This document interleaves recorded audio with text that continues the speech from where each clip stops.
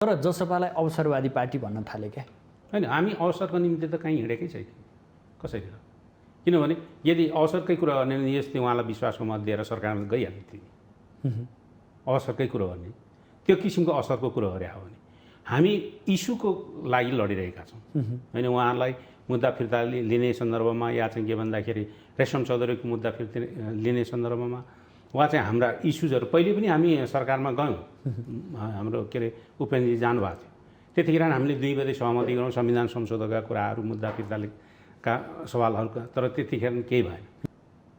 भारतसँग नजिक भए यो पछिल्लो समयमा यो लैन्चोहरू पनि धाका कुराहरू पनि बाहिर मिडियामा पनि सार्वजनिक रूपमा आएकै हुन्। के हुन्छ भने हामी भारत नजिक कि चीन नजिक अथवा कुनसँग नजिक भन्दा पनि हामीले गरेका कामहरू के हुन्, हामीले गरिरहेको चाहिँ गतिविधिहरू कस्ता छन् होइन।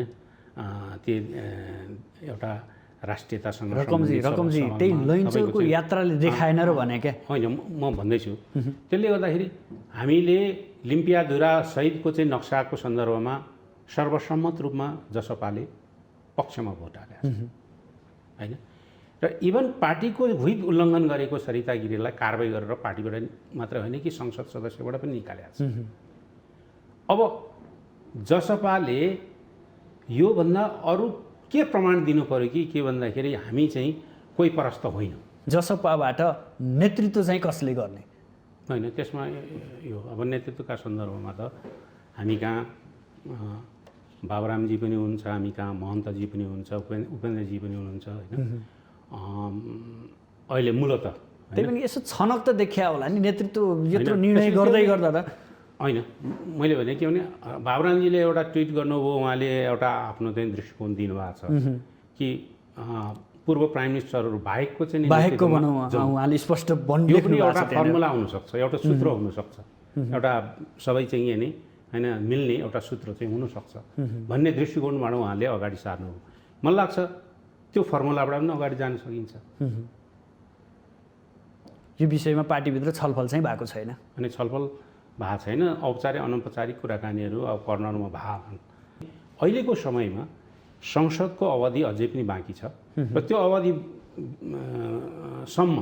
वा त्यसको नजिक चाहिँ के भन्दासम्म चाहिँ एउटा स्थिर सरकार दिन सकियो भने मुलुकले अहिलेका समस्याहरूसँग फेस गर्न सक्छ, ती समस्याहरूसँग जुधेर समाधान निकाल्न सक्छ र जनतालाई एउटा राहत दिन सकिन्छ होइन।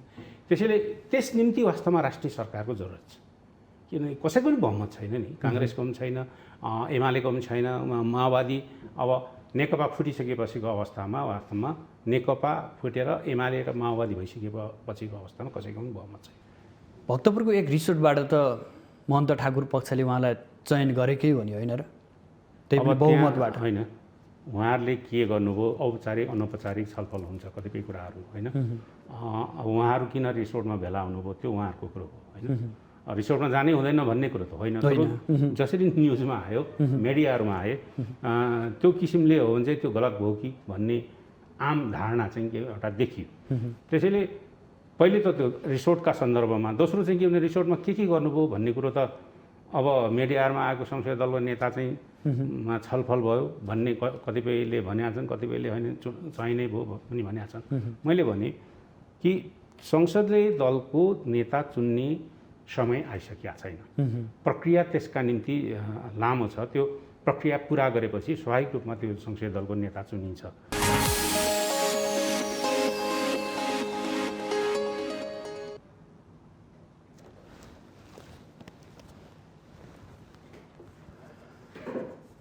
आदरणीय दर्शकबिन नमस्कार। माउन्टेन टेलिभिजन एचडीको विशेष प्रस्तुति कार्यक्रम आजको राजनीतिमा यहाँहरूलाई हार्दिक स्वागत छ।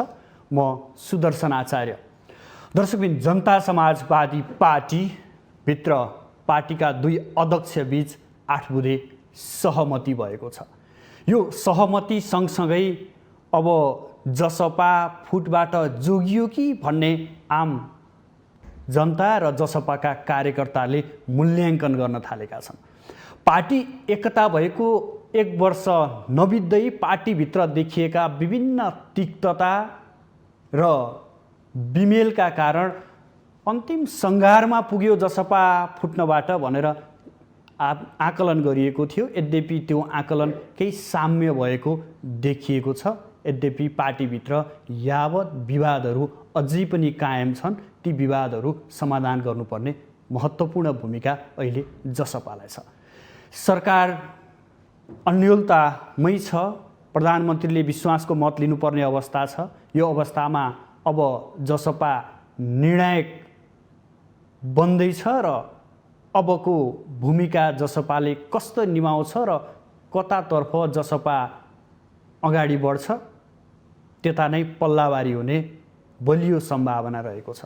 आज हामी विशेष गरी जसपाभित्र रहेर जसपाका विविध समस्या र अबका कार्यदिशाहरू के हुन सक्छन् भन्ने विषयमा छलफल गर्नेछौँ र जसपाले आफ्नो पार्टी विधानदेखि लिएर विभिन्न जिम्मेवारीहरू अझै पनि पूर्ण रूपमा विभाजन गर्न सकेको छैन, विधान बनाउन सकेको छैन।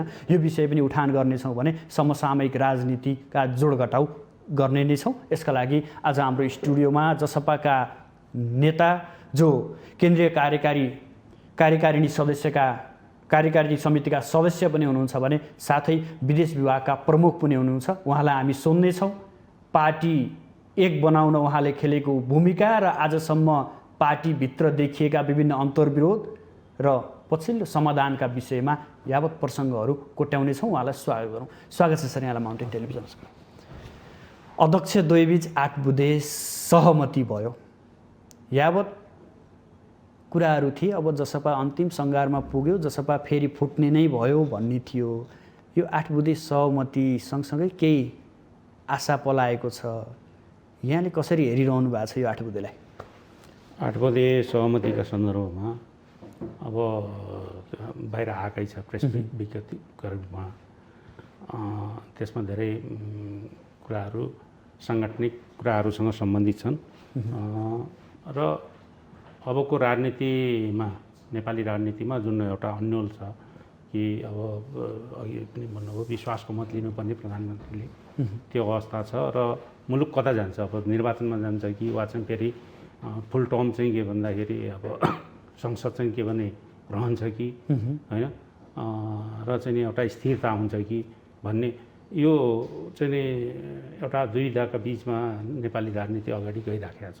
यस्तो सन्दर्भमा हामीले खेल्ने भूमिका के हुने, त्यो सन्दर्भमा 8 बुँदेमा हामीले राष्ट्रिय सरकार बनेको खण्डमा वा चाहिँ के भन्दाखेरि हाम्रो नेतृत्वमा यदि चाहिँ के भन्दाखेरि बन्ने खण्डमा के अरे सहमति हुन सकेको खण्डमा हामी चाहिँ के भने सरकारमा जाने, नत्रदेखि हिजो पनि हामी नजाने भन्यौँ र अब पनि त्यो नजाने कुरोहरूलाई स्ट्यान्ड राख्ने, त्यही नै चाहिँ राख्ने भन्ने अडानको रूपमा राख्ने भन्ने हाम्रो सोचाइ हो। त्यसैले के भने त्यही कुरालाई सम्बोधन गरेर उहाँहरूले 8 बुँदे सहमति विभिन्न पार्टीका अरू गतिविधिका सन्दर्भमा पनि उल्लेख गरेर उहाँहरूले सहमति गर्नुभएको छ। यो सहमति किन सहमति गर्नु पर्यो भन्दा चाहिँ वास्तवमा पार्टीभित्र र बाहिर पनि एउटा अन्यल छायो कि कसैले विश्वासको मतमा के अरे विरुद्धमा भोट हाले, कसैले चाहिँ तटस्थ बसे। अब के हो जसपा भन्ने खालको एउटा अन्यल त्यसले देखियो।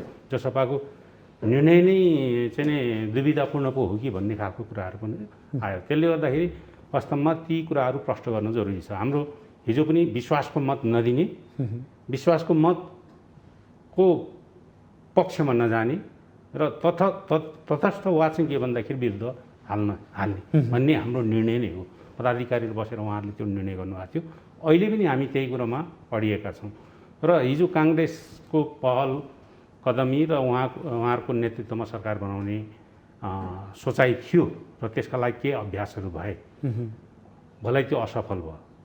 त्यसकारण अब चाहिँ कि त राष्ट्रिय सरकार बन्यो भने सरकारमा सहभागी हुने, या चाहिँ हाम्रै नेतृत्वमा सरकार बन्न सक्यो भने हामीले विकल्पको रूपमा हिजो काङ्ग्रेसलाई भन्यौँ अब त्यो सम्भव भएन भने अब हाम्रो नेतृत्वमा कतै सम्भव हुन्छ कि त त्यो पनि प्रयत्न गर्ने। र यी दुई अवस्थामा बाहेक सरकारमा नजाने भन्ने हाम्रो चाहिँ हिजो पनि अडान थियो, आज पनि त्यो कुरा। रकमज्यू, तपाईँले यो भन्नुभयो जुन 8 बुँदे सहमतिका कुरा छन्, यो सहमति अकस्मात आयो क्या, कसैले आकलनै नगरेको थियो, यसमा केही कसरत भित्रभित्र भएको थिए कि अथवा एकैचोटि यो 8 बुँदेमा अब अन्तिम अवस्था अन्तिम सङ्घारमा गरी यो गर्न बाध्य भयो जसपा? होइन, त्यो भित्र चाहिँ के नि छलफलहरू चलिरहेको थियो, आन्तरिक रूपमा केही पहल कदमीहरू भइराखेका थियो दुईवटा नेताहरूका बिचमा, अरू नेताहरूका बिचमा पहल कदमीहरू भइराखेको थियो। तपाईँ हेर्नुहुन्छ चाहिँ नि बाबुराम भट्टराईजीको एकपटक ट्विट आएको थियो, ट्विटमा नि उहाँले चाहिँ नि यस्तै किसिमको अलिकति सङ्केत मिल्ने गरी चाहिँ के भन्दाखेरि भूपू प्रधानमन्त्रीहरू भने कि अब त्योभन्दा होइन नयाँ मान्छेबाट चाहिँ जाउँ त सहमति, अब यो भएन भने त्यो सहमति खोजौँ त भन्ने खालको उहाँले पनि दिनुभएको थियो।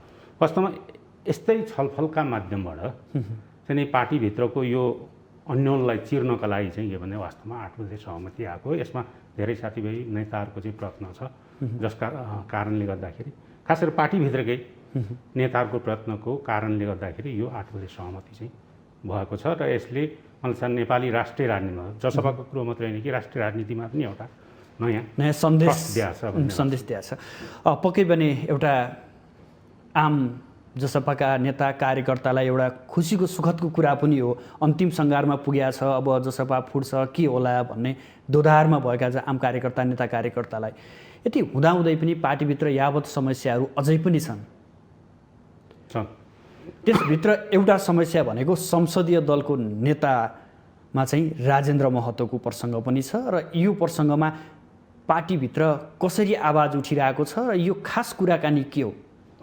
अब पहिलो कुरो त दुईवटा पत्र गयो भन्ने पत्र पत्रिकामा आइराखेको छ, म त्यसलाई क्लियर गर्न चाहन्छु।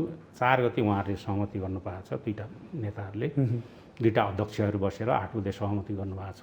मलाई लाग्छ योभन्दा अगाडिका गतिविधि जे भएका छन् ती कुराहरू 4 गतेको त्यो 8 बुँदे सहमतिले ती सबै कुराहरूलाई चाहिँ के भने कतिलाई डिफ्युज गर्ला, कतिलाई सक्रिय बनाउला, कतिलाई चाहिँ के भन्दा पुनर्विचार गर्ला होइन। त्यसैले ती गतिविधिहरू जे भएका छन् ती गतिविधिका हकमा मलाई लाग्छ अब नयाँ ढङ्गले त्यसको एउटा निरूपण हुन्छ। जहाँसम्म संसदीय दलको सवाल छ, म विधिको मात्रै कुरो गर्छु कि संसदीय दलको विधान केन्द्रीय समितिले अनुमोदन गर्नुपर्छ। त्यसपछि के भने त्यो गएर संसद सचिवालयमा चाहिँ बुझाइन्छ र त्यसले त्यहाँनिर चाहिँ दर्ता भएपछि चाहिँ त्यसले एउटा अफिसियल एउटा हैसियत पाउँछ होइन, औपचारिक हैसियत पाउँछ। तर त्यो प्रक्रिया नै हामीले पुरा गरेका छैनौँ, अथवा हाम्रो संसदीय दल जसपाको संसदीय दलले त्यो प्रक्रिया पुरा गरेका छैन। त्यो विधान एउटा छलफलको प्रक्रियामा छ र दुईवटा दलहरू होइन, सङ्घीय समाजवादी फोरम र चाहिँ के भन्दाखेरि राष्ट्रिय जनता पार्टी दुईवटा मिलेर जसपा बन्या हो र जसपा भन्दाखेरि केन्द्रीय समिति पार्टीको केन्द्रीय समिति चाहिँ समायोजन भइसक्यो, त्यहाँदेखि तलका समायोजनको प्रक्रियामा छन्। संसदीय दल पनि हाम्रो चाहिँ के भने समायोजनको प्रक्रियामा छ, समायोजन भइसकेका छैन। त्यसैले संसदीय दल अलग अलगै छ अहिले हेर्दाखेरि, कानुनी हिसाबले हेर्दाखेरि भलै पार्टी एक भइसकेका हुनाले त्यो समायोजन गर्नुपर्नेछ। त्यो समायोजनका निम्ति त्यसको विधानको चाहिँ एप्रुभल अब केन्द्रीय समितिमा गर्नुपर्ने, केन्द्रीय कार्यकारिणी समितिमा गर्नुपर्ने काम बाँकी नै छ। त्यसैले त्यो एप्रुभल लिएर चाहिँ के भन्दाखेरि संसदमा चाहिँ पेस गर्नुपर्ने हो र त्यसो भएपछि एउटा फर्मालिटी त्यसले पुरा गर्थ्यो र अनि संसदीय दलको नेताको हुने, प्रमुख सचेतकको हुने होइन, त्यहाँका अरू के हुने हो ती कुराहरूका बारेमा निर्णय हुन्थ्यो। तर त्यो प्रक्रिया नै पुरा भएको छैन। त्यसकारण अहिले हतारिएर कसैले हुन्छु वा हुन्न भन्ने कुरो त्यति चाहिँ के भन्दाखेरि कानुन सम्मत विधान सम्मत होइन कि भन्ने मलाई लाग्छ। त्यसो भए राजेन्द्र महतो संसदीय दलको नेता होइन? संसदीय दलको नेताका रूपमा अब पार्टीमा छलफल भएको पहिले मैले भने प्रक्रिया नै पुगेको छैन। त्यो प्रक्रिया गलत प्रक्रियाबाट पुग्नु प्रवेश गरेका छैनौँ। प्रक्रियामै प्रवेश नगरे हुनाले जुन विषयमा हामी प्रवेशै गरेका छौँ त्यसमा छैनौँ भने त्यसका बारेमा अब अहिले चर्चा गरेर को हुने नहुने भन्ने अथवा प्रयत्न गर्यो गरेन भन्ने कुरोको के अर्थ हुँदैन जस्तो लाग्छ। भक्तपुरको एक रिसोर्टबाट त महन्त ठाकुर पक्षले उहाँलाई चयन गरेकै हो नि होइन र? त्यही पनि बहुमतबाट होइन, उहाँहरूले के गर्नुभयो औपचारिक अनौपचारिक छलफल हुन्छ कतिपय कुराहरू होइन। उहाँहरू किन रिसोर्टमा भेला हुनुभयो त्यो उहाँहरूको कुरो हो होइन। रिसोर्टमा जानै हुँदैन भन्ने कुरो त होइन। जसरी न्युजमा आयो, मिडियाहरूमा आए त्यो किसिमले हो भने चाहिँ त्यो गलत भयो कि भन्ने आम धारणा चाहिँ के एउटा देखियो। त्यसैले पहिले त त्यो रिसोर्टका सन्दर्भमा, दोस्रो चाहिँ के भने रिसोर्टमा के गर्नुभयो भन्ने कुरो त अब मिडियामा आएको संसदीय दलको नेता चाहिँ छलफल भयो भन्ने कतिपयले भनेका छन्, कतिपयले होइन चाहिने भयो पनि भनेका छन्। मैले भने कि संसदीय दलको नेता चुन्ने समय आइसकेका छैन। प्रक्रिया त्यसका निम्ति लामो छ। त्यो प्रक्रिया पुरा गरेपछि स्वाभाविक रूपमा त्यो संसदीय दलको नेता चुनिन्छ। त्यसैले त्यहाँसम्म धैर्य गर्नु पर्यो होइन भन्ने मलाई लाग्छ। त्यसैले त्यहाँ के भयो भन्ने कुरो त्यति महत्त्वपूर्ण कुरो होइन जस्तो लाग्छ।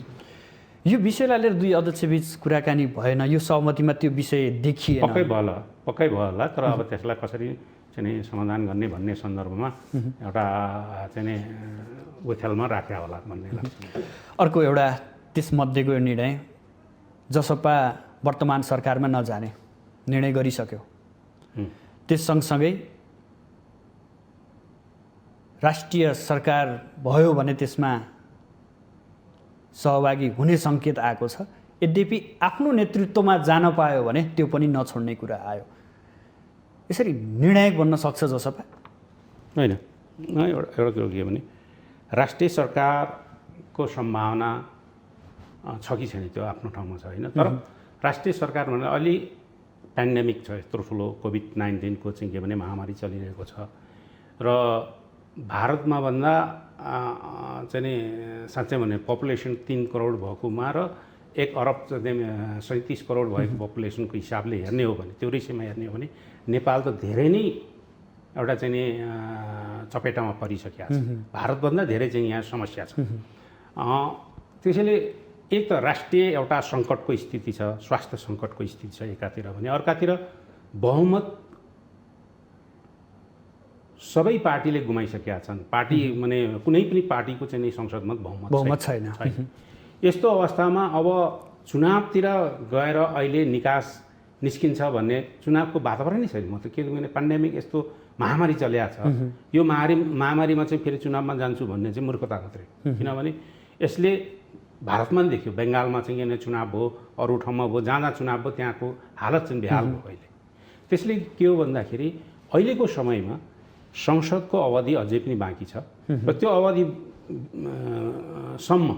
वा त्यसको नजिक चाहिँ के भन्दासम्म चाहिँ एउटा स्थिर सरकार दिन सकियो भने मुलुकले अहिलेका समस्याहरूसँग फेस गर्न सक्छ, ती समस्याहरूसँग जुधेर समाधान निकाल्न सक्छ र जनतालाई एउटा राहत दिन सकिन्छ होइन। त्यसैले त्यस निम्ति वास्तवमा राष्ट्रिय सरकारको जरुरत छ। किनभने कसैको पनि बहुमत छैन नि, काङ्ग्रेसको पनि छैन, एमालेको पनि छैन, माओवादी अब नेकपा फुटिसकेपछिको अवस्थामा वास्तवमा नेकपा फुटेर एमाले र माओवादी भइसकेपछिको अवस्थामा कसैको पनि बहुमत छैन। यस्तो अवस्थामा राष्ट्रिय दलहरू मिलेर एउटा चाहिँ नि होइन सर्वसम्मत राष्ट्रिय सरकार बनाउने हो भने त्यसले अहिलेको राष्ट्रिय सङ्कटलाई सम्बोधन गर्न सक्छ र समाधान गर्न सक्छ भन्ने हाम्रो दृष्टिकोण हो। त्यस दृष्टिकोणबाट राष्ट्रिय सरकार बन्नुपर्छ भन्ने हाम्रो आग्रह र त्यस्तो सरकार बनेको खण्डमा सहभागी हुने पहिलो प्राथमिकता त्यो भयो। प्राथमिकता हामीले पहिलो क्लजमै त्यही राखेका छौँ होइन, पहिलो शब्दै त्यही राखेका छौँ। त्यसपछि दोस्रोमा यदि त्यसरी बन्दैन भने काङ्ग्रेसको हामीले कोसिस गरिहेरौँ। अब होइन हाम्रै नेतृत्वमा त्यसमा किन नहुन् होइन, हामी पनि राष्ट्रिय दल हो, हामीले पनि दाबी पेश किन नगर्ने चाहिँ के भनेदेखि हामीले चाहिँ हाम्रो नेतृत्वको पनि हामीले प्रस्ताव गरे हो। भनेपछि अब काङ्ग्रेसको सहकार्यमा जसपा पनि सरकारमा जाँदैन, यसको मतलब काङ्ग्रेसको सहकार्यमा भने काङ्ग्रेससँग सहकार्य गरेर सरकारमा जाँदैन भने होइन, नेतृत्वमा जाँदैन। अब राष्ट्रिय सरकार जसको नेतृत्व नै हुन्छ, राष्ट्रिय सरकार बन्यो भने हामी त्यसमा चाहिँ के भने नजाने भन्ने त प्रश्न। वर्तमान प्रधानमन्त्रीलाई पनि स्वीकार्न सकिन्छ राष्ट्रिय सरकार भने राष्ट्रिय सहमतिका साथ चाहिँ के भने उहाँलाई नै सहमति राष्ट्रिय सहमति बन्यो भने चाहिँ नि केपी ओली चाहिँ नि एकदम हुँदै हुँदै राष्ट्रिय सरकारको त्यो पनि अस्वीकार्य छैन, त्यस्तो होइन। तर त्यसका निम्ति अब चाहिँ नि के गर्ने होइन, कसरी चाहिँ के भन्दाखेरि के राष्ट्रिय पार्टी त हामी मात्रै होइन, राष्ट्रिय पार्टी अरू पनि छन्। अनि विपक्षी दलको चाहिँ नि के भने विपक्षी दल छ, नेपाली काङ्ग्रेस छ, अरू माओवादी छ, हामीभन्दा नि सङ्ख्याको हिसाबले उनीहरू पनि होइन थर्ड लार्जेस्ट पार्टी हो, हामी त फोर्थ लार्जेस्ट मात्रै हो। त्यसले गर्दाखेरि के हो भने अब त्यस्तो खालको राष्ट्रिय सहमति बन्यो भने त्यो जसको पनि बन्न सक्छ यसकै बन्न सक्छ अथवा यसकोमा चाहिँ हुँदैन भन्ने मलाई लाग्छ राष्ट्रिय सरकार बनाउने प्रक्रियामा प्रवेश गर्ने बित्तिकै कसैलाई निषेध गरेर मात्रै चाहिँ समस्या समाधान हुँदैन। भएन, राष्ट्रिय सहमतिको सरकार भएन र जसपाले पनि आफ्नो नेतृत्वलाई दाबी नछोड्ने भनेको छ। नेतृत्वलाई दाबी छोडेन भने जसपाबाट नेतृत्व चाहिँ कसले गर्ने? होइन, त्यसमा यो अब नेतृत्वका सन्दर्भमा त हामी कहाँ बाबुरामजी पनि हुनुहुन्छ, हामी कहाँ महन्तजी पनि हुनुहुन्छ, उपेन्द्रजी पनि हुनुहुन्छ होइन। अहिले मूलत त्यही पनि यसो छनक त देखिया होला नि, नेतृत्व यत्रो निर्णय गर्दै गर्दा त। होइन, मैले भने के भने बाबुरामजीले एउटा ट्विट गर्नुभयो, उहाँले एउटा आफ्नो चाहिँ दृष्टिकोण दिनुभएको छ कि पूर्व प्राइम मिनिस्टरहरू बाहेकको चाहिँ बाहेकको भनौँ, उहाँले स्पष्ट यो पनि एउटा फर्मुला हुनसक्छ, एउटा सूत्र हुनसक्छ, एउटा सबै चाहिँ यहाँ नै होइन मिल्ने एउटा सूत्र चाहिँ हुनसक्छ भन्ने दृष्टिकोणबाट उहाँले अगाडि सार्नु। मलाई लाग्छ त्यो फर्मुलाबाट पनि अगाडि जान सकिन्छ। यो विषयमा पार्टीभित्र छलफल चाहिँ भएको छैन। अनि छलफल भएको छैन, औपचारिक अनौपचारिक कुराकानीहरू अब कर्नरमा भएको। तर मलाई लाग्छ के भने भनिदिनुहोस् न सम्भावना कसको छ? सम्भावनाको हिसाबले मैले भने नि के भन्दाखेरि अब उहाँले पनि पूर्व प्राइम मिनिस्टर बाहेकमा जान सकिन्छ भन्नुभएको छ भने हामी कहाँ अब अध्यक्षहरूमध्ये पार्लियामेन्ट मेम्बर दुवैजना हुनुहुन्छ, त्यसै अध्यक्षहरूमध्ये सिनियरलाई अगाडि सार्न पनि सकिन्छ। सिनियर भने महन्तजी होइन, महन्तजी हुनुहुन्छ। त्यसै हिसाबले उमेरका हिसाबले राजनीतिक चाहिँ पृष्ठभूमिका हिसाबले इतिहासको हिसाबले उहाँ चाहिँ के भन्दाखेरि अब होइन एउटा सिनियर लिडर हो होइन, अध्यक्ष पनि हुनुहुन्छ। त्यसैले के भने उहाँलाई पनि सार्न सकिन्छ पार्टीबाट। अब उपेन्द्रजी पनि हुनुहुन्छ, एउटा मधेसको चाहिँ के भन्दाखेरि आन्दोलनबाट चाहिँ नि होइन स्थापित व्यक्ति नै हो, त्यसैले उहाँलाई पनि इग्नोर गर्न सकिँदैन। तर हामी कहाँ ठोस निर्णय अब 8 र 9 गते बैठक छ, 8 र 9 गतेको बैठकबाट हामी अगाडि सार्छौँ। बालुवाटारको दूरी बढ्या हो? बालुवाटारको दूरी बढ्ने र घट्ने भन्ने भन्दा पनि के हो भने अहिले एउटा स्थिति चाहिँ के हो भने राष्ट्रिय सरकार बनेन अथवा चाहिँ के भने भनौँ न यो 3बाट 5मा पुग्यो र 5मा पनि विश्वासको के अरे सरकार बनेन भने अन्ततोगत चुनावको एउटा सम्भावना रह्यो होइन। चुनावमा जाँदा राष्ट्रिय सहमतिका साथ सरकार चुनावी सरकार बनाउने कि भन्ने प्रश्नहरू स्वाभाविक रूपमा विपक्षहरूबाट उठ्छ नै जस्तो लाग्छ मलाई होइन। त्यो बेला एउटा चाहिँ नि राष्ट्रिय सरकारको सम्भावनाको प्रश्नहरू त्यहाँ आउला। तर अहिले एमाले होइन फुटको नजिक पुगेर फेरि चाहिँ फर्केर उहाँहरू चाहिँ के भने एउटा प्याचअपको स्थितिमा हुनुहुन्छ होइन। र त्यो प्याचअप गरे पनि उहाँहरूको बहुमत त छैन होइन। त्यसैले अल्पमतको सरकार अब चलिरहने स्थिति पनि देखिँदैन होइन। किनभने अब कसैले चाहिँ हिजो माओवादीले सपोर्ट गरेको थियो, समर्थन गरेको थियो, विश्वासको मत लिनै पर्नेछ। अब त त्यो स्थिति पनि छैन, उनीहरूले विश्वासको मत झिकिसके। त्यस्तो अवस्थामा स्वाभाविक रूपमा विश्वासको मत लिनु पऱ्यो होइन।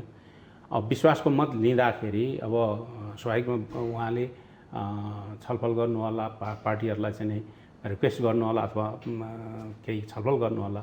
त्यसबाट केही एउटा उता आउला नि एउटा होइन होइन म चुनावै फेस गर्छु ल जाने अगाडि भन्नुभयो भने त्यसपछि विपक्षीहरूले एक किसिमले सोचाइ बनाउनु। किनभने अब चुनावमा जाने हुन्छ, चुनावी सरकार पनि चाहियो होइन।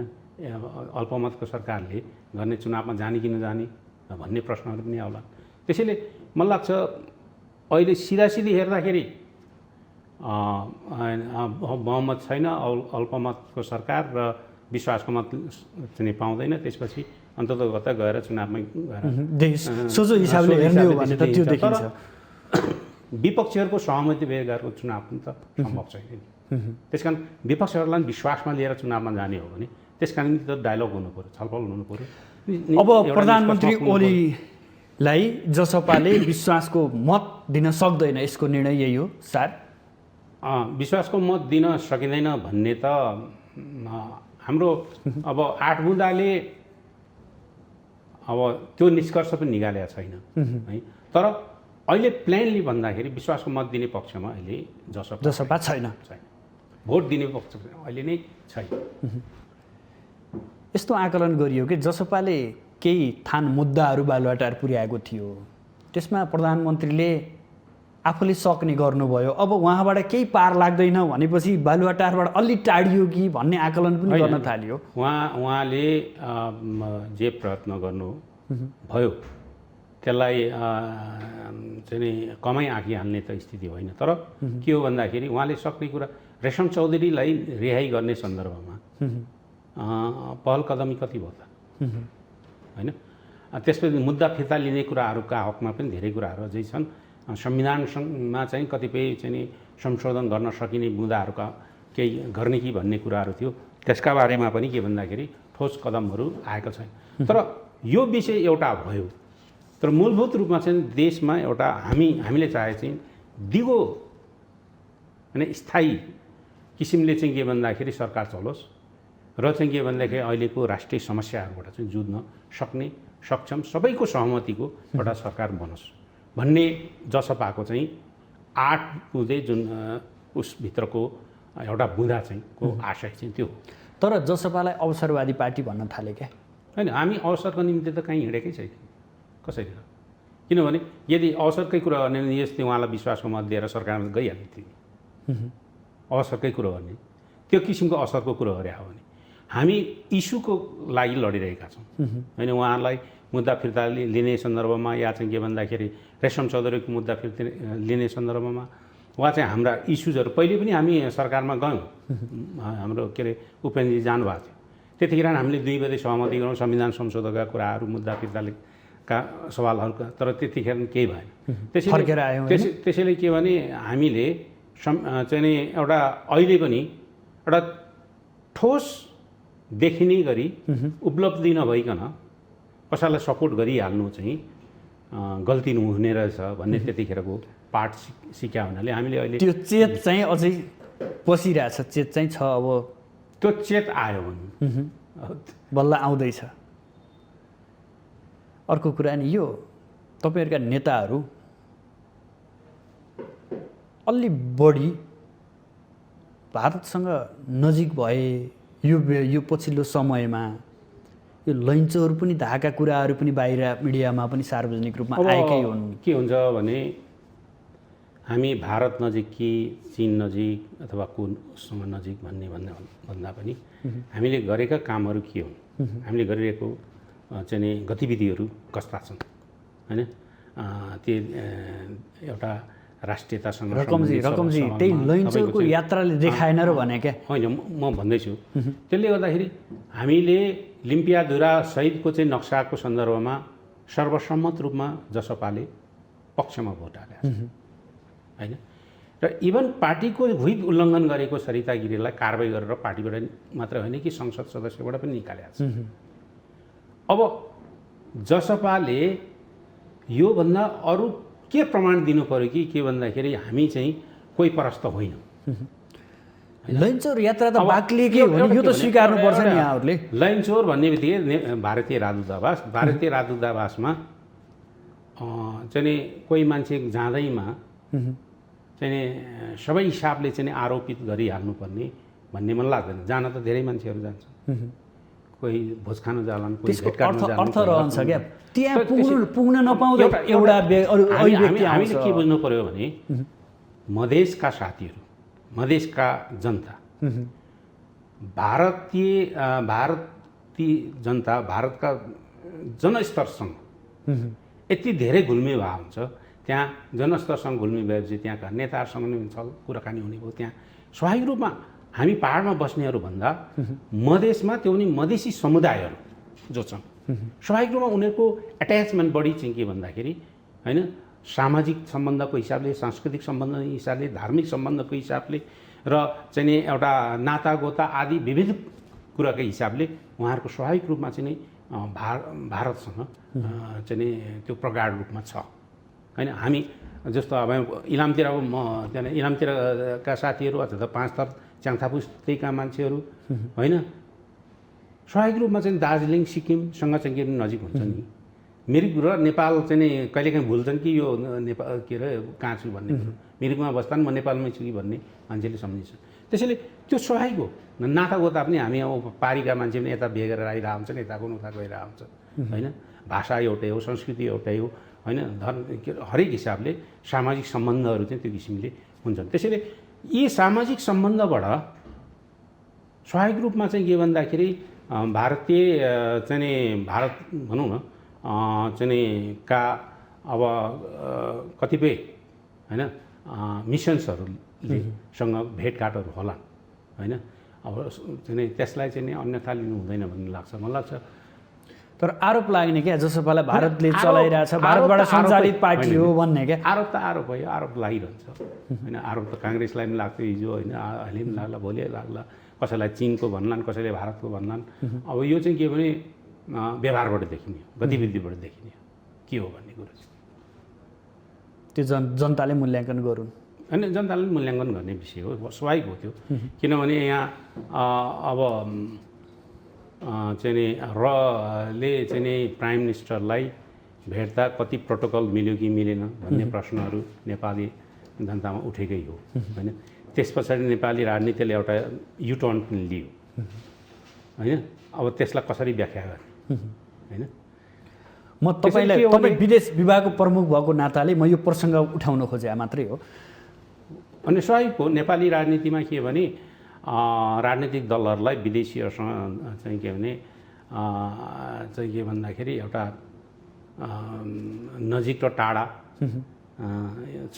छैन भन्ने हिसाबले यो त स्वीकार गर्नुहुन्छ नि यहाँले, मूल्याङ्कन गर्ने गरिन्छ। यो त स्वीकार गर्नुहुन्छ। त्यसलाई लगेर कहाँ जोडिन्छ भन्दाखेरि राष्ट्रवादसँग जोडिन्छ अथवा देशभक्तसँग जोडिन्छ। त्यो पञ्चायत कालमा थियो होइन, अहिले अलिक कम हुँदै आएछ। तर एउटा कुरो चाहिँ के हो भने हामी विदेशी भन्नाले हामी दुई ठुला देशको बिचमा छौँ र दुई ठुला देशहरू चीन र भारत दुईटैको चाहिँ के नि स्वार्थ, उनीहरूको सुरक्षा स्वार्थ होला होइन, चाहिँ के भन्दाखेरि उनीहरूको राजनीतिक स्वार्थ पनि होला होइन, र अरू चाहिँ खाले स्वार्थहरू पनि होला होइन। ती स्वार्थहरूमध्येको होइन कुन चाहिँ स्वार्थलाई आघात नपुग्ने गरी उसँग सम्बन्धलाई र बाँकी अरूको स्वार्थहरूमा चाहिँ हामी संवेदनशील भइदिने हो भने मलाई लाग्छ दुईटालाई ब्यालेन्स गरेर जान सकिन्छ होइन। अब जस्तो चीनको चाहिँ धेरै ठुलो संवेदनशीलता उसको टिबेटको इस्युलाई लिन्छन् होइन। इन्डियाको चाहिँ नि सुरक्षा नै बढी चासो र कतिपयले भन्छन् जलस्रोत होला, यो होला, त्यो होला, अरू आर्थिक स्वार्थहरू पनि होला। तर हामीले उनीहरूको चाहिँ नि त्यो स्वार्थलाई होइन नखलबलाइकन उनीहरूसँग चाहिँ सम्बन्धलाई चाहिँ के भने सुमधुर रूपमा राख्न सकिन्छ। किनभने दुईटालाई हामी बदल्न त सक्दैनौँ, छिमेकी हुन्, छिमेकी बदल्न पनि सकिँदैन। त्यसैले के भने उनीहरूसँग राम्रै सम्बन्ध कायम गरेर नै हामीले हाम्रो समृद्धि, विकास र चाहिँ स्थिरता होइन, शान्ति र स्थिरता चाहिँ के भने देशमा चाहिँ कायम गर्ने हो। त्यस निम्ति मलाई लाग्छ दुवै देशको सहयोग चाहिन्छ होइन। एउटामा अडिसिएर अर्कोलाई जोरला हाल्छु भन्ने तर हामी गयौँ भने हामी सफल हुन सक्दैन। त्यसैले मलाई लाग्छ जसभा छैन, त्यो पक्षमा छैन, त्यो हुनु हुँदैन, कसैले पनि हुँदैन, कुनै पनि सरकारले पनि त्यो गर्नु हुँदैन भन्ने लाग्छ। अब जसपा माझिएकै हो होइन, जसपा त हिजो पनि एक थियो, आज पनि एकै छ, यसमा त के छ। तर अन्तर्विरोध त व्यापक भयो। अनि चलायमान पार्टी, गतिशील पार्टीमा स्वाभाविक रूपमा विवादहरू भइरहन्छन् होइन। अब एउटा नदी होइन, ओह्रालो बगिरहेको नदी जतिसुकै धुमिल भए पनि गएर त्यो सङ्लिन्छ। तर एउटा पोखरी चलायमान भएन भने त्यो धुमिल भयो भने धुमिल नै भइरहन्छ होइन, सफा कहिले पनि हुँदैन। त्यसैले यो चलायमान वस्तुमा स्वाभाविक रूपमा केही आवाज निस्केला, केही झगडा भए जस्तो सुनिएला, तर त्यो चाहिँ नि कामको सिलसिलामा स्वाभाविक रूपमा हुन्छ। कामको सिलसिलामा कुनै काम आयो, त्यसमा विवाद होला, फेरि पनि एउटा सहमति भएर अगाडि बढ्छ। जसरी अब केही विवादहरू थिए, त्यो विवादहरू 8 बुँदे सहमतिका आधारमा अब फेरि अगाडि बढ्ने स्थिति हुन्छ। रकमचेम्जुङले चाहिँ यो पार्टी एक गराउन महत्त्वपूर्ण भूमिका खेल्यो भनेर चर्चा पनि हुन्थ्यो, खेल्नु भएको पनि थियो।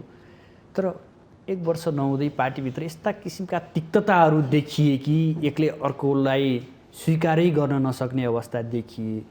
कहाँनिर कमजोरी छ हाम्रोमा? हामी नेताहरूको चरित्रका कुरा गर्छौँ, सिद्धान्तका कुरा गर्छौँ, हामी कहाँनिर कमजोरी छौँ र जसपा यति छिटो यसरी मनमुटावको अवस्थामा पुग्नुपर्ने कारण चाहिँ के देख्नुहुन्छ यहाँले? यो कस्तो नै हाम्रो नेपाली समाजमा होइन पहाडको एउटा कल्चरल मधेसको कल्चर छ। अब जसपा बन्दाखेरि दुईवटा भिन्न राजपा र सङ्घीय समाजवादी दुईवटाको एकीकरण हुँदाखेरि स्वाभाविक रूपमा केही राजनीतिक चाहिँ पृष्ठभूमि फरक फरक ढङ्गले। अब प्रष्टै भन्नु पर्दा के भने सङ्घीय समाजवादी फोरममा सङ्घीय समाजवादीमा चाहिँ के भन्दाखेरि कम्युनिस्ट पृष्ठभूमिका बढी आए, बाबुरामजी हामीहरू वा चाहिँ उपेन्द्रजी होइन लगायत। अब उतापट्टिबाट चाहिँ नि प्राय नेपाली कङ्ग्रेसको पृष्ठभूमि भएका साथीहरू राजपाबाट बढी आए। अब यो राजनीतिक संस्कार बिचको चाहिँ के भन्दाखेरि ग्याप को कारणले पनि सोचाइमा स्वाभाविक रूपमा हाम्रो एकरूपता नहुन सक्छ। यो केमिस्ट्री मिलाउन अलिक गाह्रो भयो। त्यसै कारण 1 वर्षको अवधिमा हामीले केन्द्रीय समिति मात्रै समायोजन गऱ्यौँ, तर प्रदेशहरू अझै पनि समायोजन भएको छैन, भातृ सङ्गठनहरू अझै पनि समायोजन भएको छैन। केही ठाउँमा जिल्ला समितिहरू समायोजन भए, तल आफै भए। विधानले त पूर्णता पाइसकेका छैन। त्यसैले के भने यो स्वाभाविक हो कि के भन्दाखेरि दुई राजनीतिक संस्कारबाट चाहिँ नि प्रशिक्षित भएर आएका दुई समूह त्यो बिचमा चाहिँ के भन्दाखेरि घुलमिल हुनको लागि समय लाग्छ र हरेक विषयलाई हेर्ने दृष्टिकोण स्वाभाविक रूपमा फरक फरक हुन्छ नि। कम्युनिस्ट पार्टीबाट आएकाहरूको एउटा दृष्टिकोण होला, उतापट्टिबाट आएका साथीहरूको अर्को दृष्टिकोण होला, हेर्ने दृष्टिकोणमै फरक हुन्छ।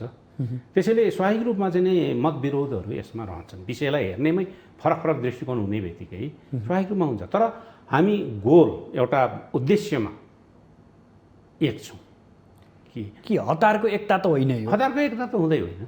हतारको एकता भन्दा नि हामीले धेरै लामो समयदेखि छलफलमा थियौँ। छलफलमा त हुनुहुन्थ्यो, छलफलमा थियौँ र छलफल हुँदै जाँदाखेरि के भन्दा विधेयक आउने भयो भनेपछि त तपाईँ रातारात एक भए होइन? अब त्यो त बाह्य देखिने कुरो हो, तर भित्र त सबै कुराहरू ठिकठाक भइसकेका थियो नि त पहिले। त्यही कारण त्यो घोषणा ल यही मौकामा घोषणा गरौँ भन्ने भयो, गरियो।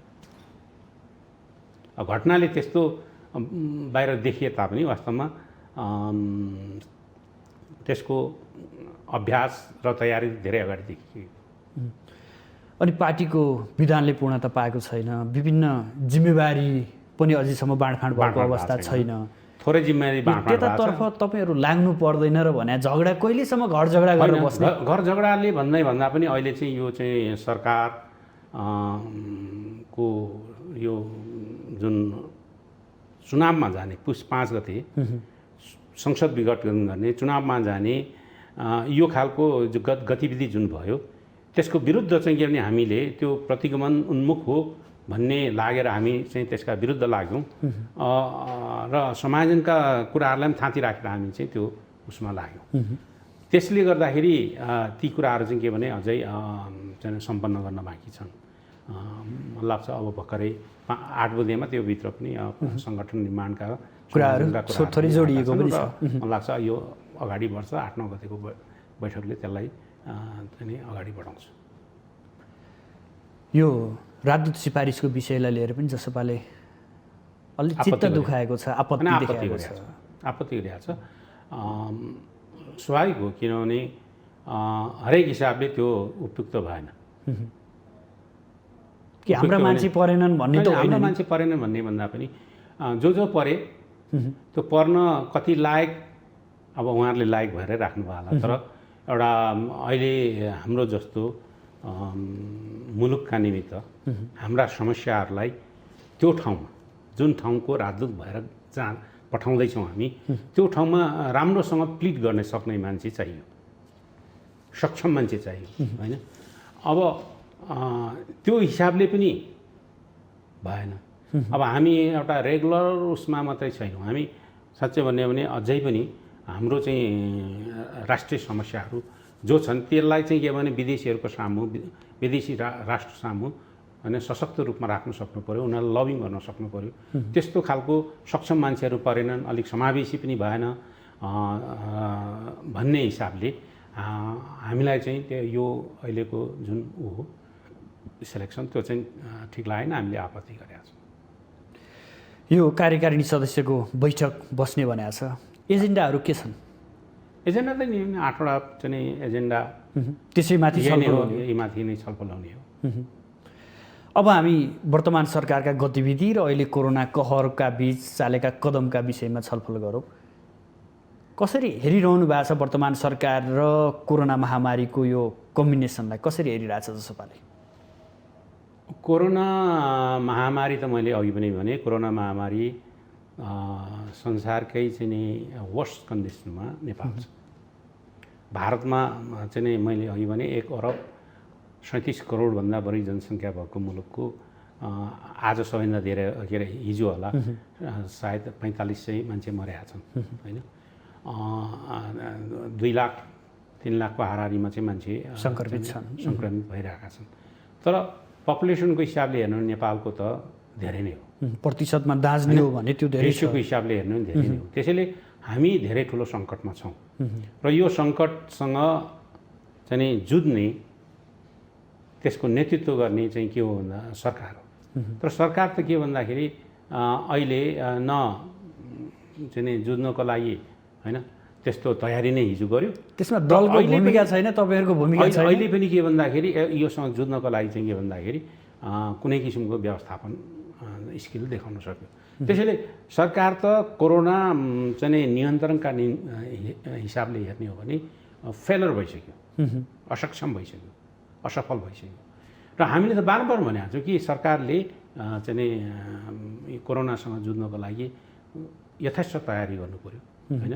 त्यही किसिमको चाहिँ के भन्दाखेरि एउटा व्यवस्थापन गर्नु पऱ्यो भन्ने हो। तर हामी सहयोग गर्छौँ, हाम्रो पनि समर्थन छ भन्न सक्ने भ्रष्टाचार चाहिँ के भने कोरोनाको मा पनि यस्तो मानवीय संवेदनशील विषयवस्तुमा अनियमितता कुराहरू त व्यापक बाहिर आइसकेका छ होइन। त्यसैले के हो भने सरकार वास्तवमा यसलाई प्राथमिकताका साथ एउटा चाहिँ राष्ट्रिय सङ्कटको रूपमा हेरेर यसलाई समाधान गर्ने, यसलाई सम्बोधन गर्ने, यसलाई व्यवस्थापन गर्ने र जनताहरू जो चपेटामा परेका छन् उनीहरूलाई चाहिँ के भने सहयोग गर्ने त्यो खालको देखिएन, यसमा असफल भएको देखियो। हामीले यसबारेमा पनि के भन्दाखेरि बारम्बार संसदमा पनि उठाइएको छ र अरू हिसाबले पनि भनिएको छ। यो बेलामा त एकजुट भएर सरकारलाई समर्थन गरेर बलियो गरेर कसरी जुझ्ने भनेर पो जाने हो। तपाईँहरू त सरकार ढलाउन मात्रै व्यस्त हुनुहुन्छ। होइन, हामी ढाल्नेतिर मात्रै व्यस्त होइन। मैले भने सबै अहिले कसैको पनि बहुमत नभएको हुनाले मलाई लाग्छ राष्ट्रिय सरकार राष्ट्रिय आवश्यकताले पनि के भने त्यो माग गरिरहेको छ।